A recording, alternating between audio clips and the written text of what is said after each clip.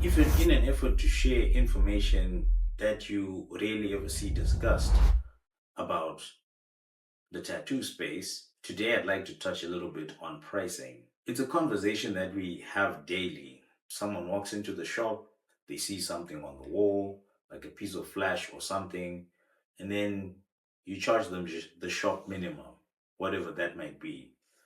It could be $100, depending on where you are, for example. And then the person would look at you and be like, why would it be $100 and it's only going to take you like 10 minutes? And it's a plausible argument, but that answer, the shop minimum, is the start of a massive communication gap in the industry. It's frustrating for the client and a technical failure on the artist's part.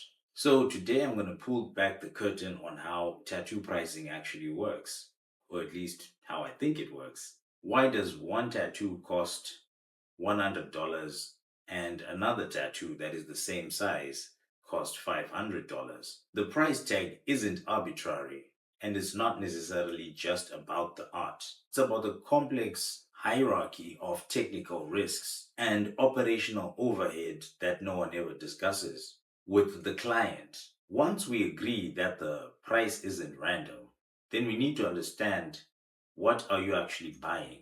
Most artists have an hourly rate. You think you're paying for their time, but you're not. You're actually paying for their execution standard. Later on in the video, I'm going to dive a little bit deeper into the dermal hum and the perfect synchronization of hand speed and machine frequency. But for now, understand this. Let's say a master artist is charging $250 an hour, and then there might be an apprentice who's charging $80 an hour.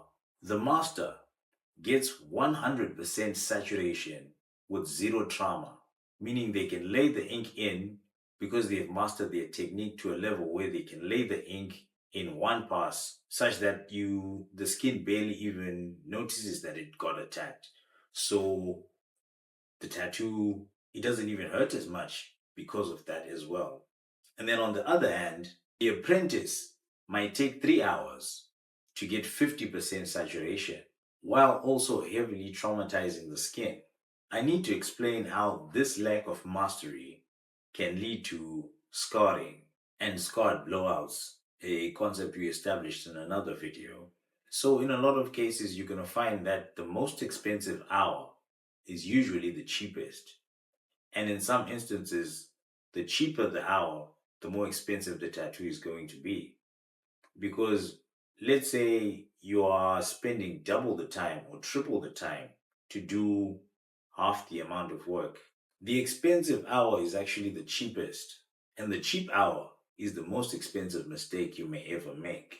Now that we have established that the hour is not about time, but technique, and this hourly model has also built another myth that I'd like to bust. The smaller the tattoo, the cheaper the tattoo is going to be. This is one of the most dangerous misunderstandings that a client can have. A tiny portrait with that impossible detail, like the kind you see all over Instagram lately, requires a technical level of vulnerability management that is exponential. The artist has zero room for error. One slight shake of the hand, and that tiny portrait ends up looking like a bruise or something.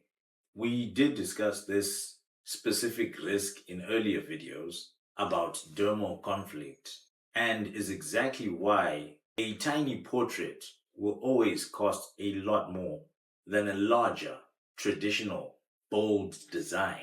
Now that we have established that you're not paying for time, but you're paying for technical certainty, a small tattoo is usually a technical minefield. And this brings us back to the question that we started off with. How much is a tattoo actually worth? Because a tattoo isn't a commodity, it isn't a product that you can optimize. It is an unclonable decision. In a world where AI can automate anything, the slightly imperfect mark, the memory of shared vulnerability, and the technical execution of my hand are the only things that are truly yours. It is a biological time capsule. So, the next time you ask yourself, how much? Or rather, the next time you ask, how much is a tattoo? You need to ask yourself, what am I really paying for? On that note, please tell me, what is the most surprising price that you've ever been quoted for a tattoo? And what did you learn about that price tag?